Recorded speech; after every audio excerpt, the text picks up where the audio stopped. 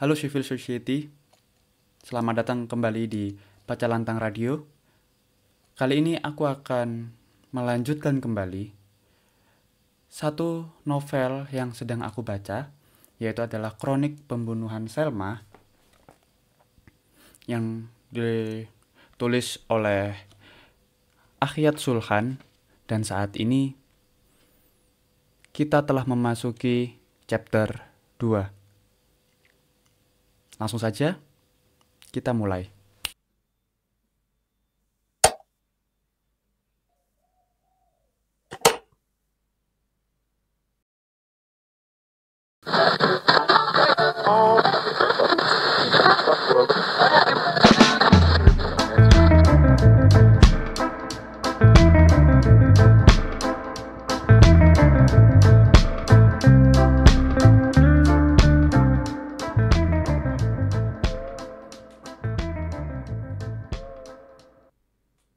Chapter 2. Semua ini berawal dari obsesiku yang ingin menjadi pengarang seperti Edgar Allan Poe, karena ia telah membuatku jatuh cinta pada sisi gelap hidup manusia. Aku sudah beberapa kali menyinggungnya dalam dialog intelektual kita. Namun, sejauh yang aku ingat, aku belum pernah memberitahumu bagaimana upayaku agar bisa memotret sisi-sisi kelam dari kondisi manusia seakurat mungkin sebelum menjadikannya sebuah cerita fiksi. Aku tidak naif. Aku sadar bahwa mengandalkan bakat menulis saja tidak akan cukup kalau aku ingin memiliki kemampuan merajut cerita sebagaimana Edgar Allan Poe. Untuk itu, aku harus bekerja seperti harimau yang sabar mengintai mangsanya dari balik kesunyian. Aku senantiasa menyempatkan waktu untuk menyusuri pasar, mall, nongkrong di depan supermarket, atau pergi ke stasiun dan terminal. Karena di tempat-tempat semacam itu, biasanya aku akan menemukan individu-individu menarik yang bisa memberiku inspirasi menulis. Tapi asal kau tahu, aku tidak memiliki standar khusus mengenai sosok yang layak dijadikan bahan menulis atau semacamnya. Aku sekedar mengandalkan kepekaan insting untuk itu. Dan sejauh ini, aku belum pernah kecewa dengan instingku sendiri. Ia adalah kompas ajaib yang selalu menunjukkan kemana aku harus pergi atau siapa yang harus kuikuti, dan ia selalu benar. Misalnya, aku pernah mengintai seseorang pedagang sempolan di sebuah pasar yang punya kebiasaan menangkap kucing-kucing liar untuk ia sembelih dengan penuh kesenangan saat tiba di rumah, dan aku juga pernah mengamati kehidupan seseorang tukang parkir di supermarket yang suka mengoleksi foto-foto mayat perempuan. Tentu saja aku selalu berusaha mengamati objekku. Dari jarak yang relatif aman dan hampir tak pernah mengajak mereka bicara, kecuali memang aku merasa itu perlu sebagai upaya menggali karakter dan memahami cara mereka berhubungan dengan sesama manusia. Aku punya aturan dan batas dalam kerja-kerja kreatifku ini. Misalnya, aku cuma akan mengikuti seseorang hingga aku tahu kondisi rumahnya atau kegiatan unik apa yang ia lakukan. Setelah itu, aku harus berhenti mengikutinya dan mulai menulis. Aku cukup mengetahui fakta-fakta menarik tentang siapapun objekku dan menyerahkan sisanya pada kekuatan imajinasi. Hanya sebatas itu saja. Selebihnya, aku tidak mau melibatkan diri secara mendalam di kehidupan orang-orang yang akan aku jadikan sebagai inspirasi bagi karyaku. Meski demikian, pada akhirnya aku melanggar peraturan tersebut saat bertemu Rendra, lelaki yang aku hormati karena usahanya meniti jalan sunyi dan menderita demi cinta. Aku sudah sering menceritakan sosok Rendra kepadamu, tapi aku yakin kau belum tahu bahwa aku dan ia pertama kali bertemu di ambung belakang kampus kita pada sebuah minggu pagi yang dingin. Hari itu kebetulan aku ingin menjajal jogging dan menikmati pemandangan pagi di daerah embung tersebut. Aku berangkat dari indekosku sekitar pukul 6:15 dengan berlari seorang diri. Setiba di sana, perhatianku langsung terpancang pada Rendra yang duduk bernaung di bawah rindang beringin di sebelah barat embung. Dengan kedua tangan memegang Norwegian Wood karangan Haruki Murakami.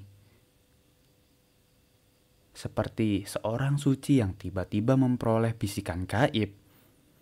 Dengan cepat, aku langsung yakin bahwa ia harus menjadi objek tulisanku. Aku pun segera mengambil posisi duduk yang agak dekat dengannya tanpa menampakkan kesan bahwa aku memperhatikan diam-diam. Setelah bertahun-tahun belajar mengamati manusia, aku bisa dibilang sudah cukup ahli mengamati seorang dalam jarak tertentu. Dan dengan cepat mampu menginterpretasikan banyak hal dari detail penampilan saja. Aku tidak mengklaim bisa membaca seseorang dengan akurat sebagaimana August Dupin atau Sherlock Holmes.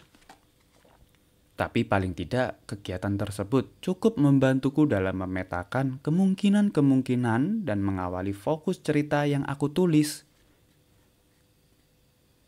Saat memperhatikan Rendra sepintas, kesan pertama yang muncul di benakku adalah ia sedang mengalami kesedihan yang tak tertangguhkan.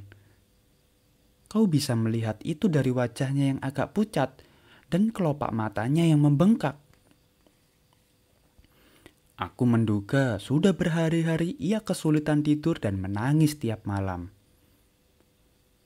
Rambutnya kusut masai, khas orang depresi yang gemar menjambaki rambutnya sendiri. Selagi membaca, aku lihat ia butuh waktu hampir 10 menit untuk membalik halaman. Kemungkinan ia sulit berkonsentrasi pada bacaannya, sehingga memerlukan waktu ekstra meskipun sekedar untuk merampungkan beberapa paragraf. Sesekali ia mengalihkan perhatian dari buku, lalu memandang ke arah permukaan embung yang biru kehijauan dengan tatapan suwung. Melihat semua tanda itu, terus terang aku jadi penasaran. Kira-kira kesedihan macam apa yang telah menguasainya? Apakah ia memiliki masalah keluarga? Masalah dengan pertemanan? Dengan kuliah? Atau jangan-jangan cinta? Atau masalahnya jauh lebih kelam dari semua itu? Begitulah awal mula ketertarikanku dengan Rendra yang belum pernah kuceritakan detailnya kepadamu. Aku senang sekali waktu itu karena setelah beberapa bulan sejak cerpen terakhirku terbit, akhirnya aku kembali menemukan gairah menulis. Dan ini berarti saatnya melakoni kegiatan ala mata-mata yang sangat aku sukai. Namun, aku tidak menjelaskan detail metodenya karena tidak begitu penting. Intinya, aku bisa memanfaatkan lingkungan sekitar dan keberadaanku yang tak terlalu mencolok untuk mengintai seseorang. Aku sudah mengasah kemampuan ini sejak memutuskan untuk menjadi pengarang dan belum pernah sekalipun aku gagal karena aku senantiasa menyesuaikan gaya pengintaian dengan kondisi objekku. Dalam kasus Rendra, aku tidak perlu berusaha keras untuk bersembunyi karena kondisinya yang tampak tidak stabil. Sehingga aku yakin ia sedang tidak waspada. Aku cukup menjaga jarak selagi mengikutinya dan semua akan baik-baik saja. Dengan demikian, aku berhasil mengetahui lokasi tempat tinggalnya. Ia rupanya sendirian menempati sebuah rumah yang ukurannya agak kecil, tak jauh dari embung tempat kami bertemu. Seluruh tembok rumah itu dilapisi cat biru laut yang sudah agak memudar, dan kalau kau terus memandanginya, kau bisa tiba-tiba merasa sedih tanpa alasan. Ketika hari berganti malam dan lampu ruang utama menyala dari kaca jendela yang tak berkelambu, kau bisa melihat rak-rak besar penuh dengan buku terpacak di ruang tersebut. Kelak, saat kami sudah berteman, aku akan tahu bahwa ia mengoleksi ratusan novel, dan aku pikir seseorang yang menggemari novel seperti lelaki ini pasti cukup percaya diri untuk hidup dalam kesunyian. Sejak itu, dengan yakin, aku langsung menghapus masalah pertemanan sebagai salah satu penyebab kesedihannya. Aku mengamatinya selama 7 hari penuh, dan selama itu aku merasa semakin dekat dengan dirinya. Setiap pagi, ia bangun pukul 5:30, lalu berjalan membelah udara dingin yang menusuk sambil menenteng Norwegian Wood menuju embung itu, dan kemudian duduk di bawah beringin di sebelah baratnya. Ia berusaha menyerahkan diri sepenuhnya pada fantasi Murakami, sekalipun aku yakin ia masih sulit berkonsentrasi. Rendra beranjak dari embung ketika matahari terasa mulai menyengat. Di tengah perjalanan, ia biasanya akan mampir untuk sarapan dulu di Warmindo dekat rumahnya, yang dijaga oleh lelaki botak dengan telinga runcing seperti vampir Count Orlok dalam film Nosferatu. Tapi tak jarang juga ia langsung kembali ke rumah dan baru makan ke Warmindo tersebut menjelang zuhur. Di rumah, kegiatan utamanya cuma menonton film dan membaca dan mengetik di laptop. Dan sesekali ia memutar lagu-lagu Queen, Air Supply, hingga EPCAD lewat Spotify. Kurasa lagu-lagu yang ia putar mengandung serpihan-serpihan reflektif dari kesedihan berat yang ia alami. Karenanya sering ia tiba-tiba menangis, dan biasanya akan berlangsung selama berjam-jam, bahkan kadangkala sampai ia lelah sendiri dan jatuh tertidur. Setelah 7 hari mengamatinya, aku jadi ingin mengenal lelaki itu secara personal.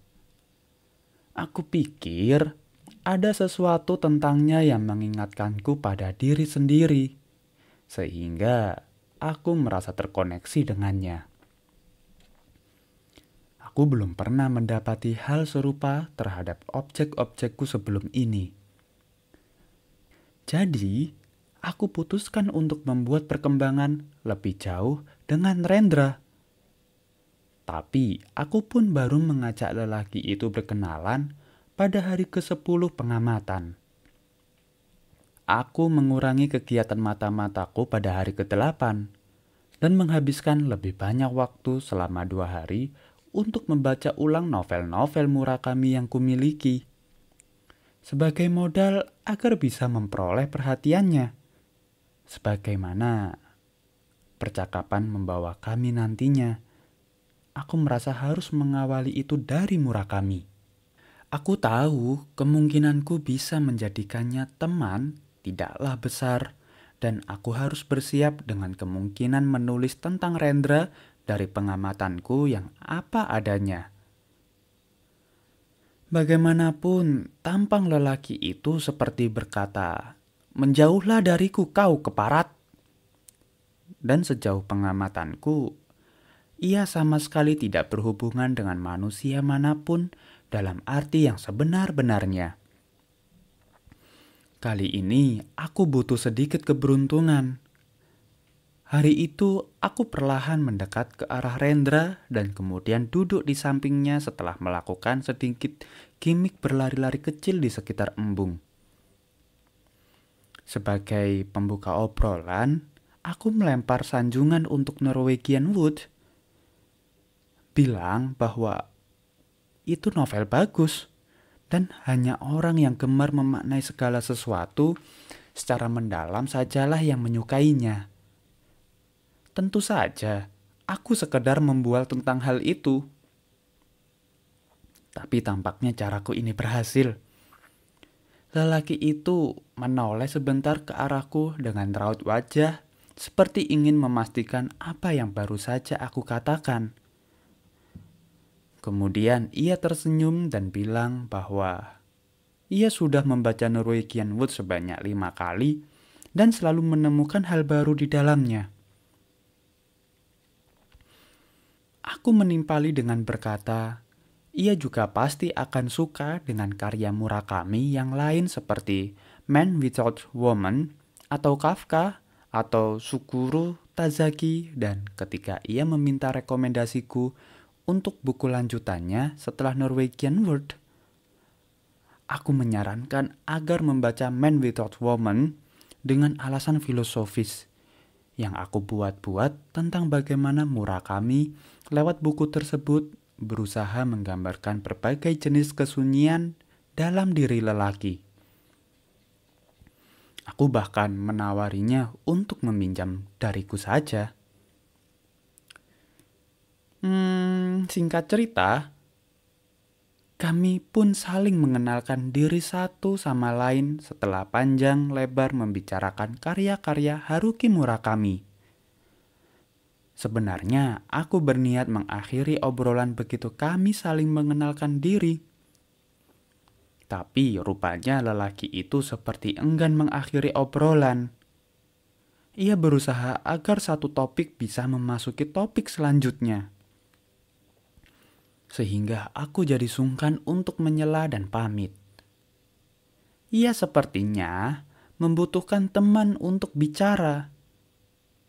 Jadi aku menemaninya hingga kami memutuskan untuk pindah ke Warmindo Sikon Orlok karena sudah waktunya mengisi perut.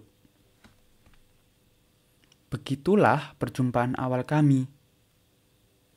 Lalu, satu hal menuntun kepada hal-hal lain hingga kami pun menjalin pertemanan yang cukup menyenangkan sekalipun tidak bisa disebut akrab. Sayang sekali, usia pertemanan kami terbilang ringkas karena seperti yang sudah kau tahu, Rendra mengakhiri hidupnya pada bulan ketiga setelah kami berkenalan. Begitulah cerita dari chapter 2, Kronik Pembunuhan Selma. Terima kasih telah menyimak dan menonton. Dan sampai jumpa di Baca Lantang Radio. Terima kasih.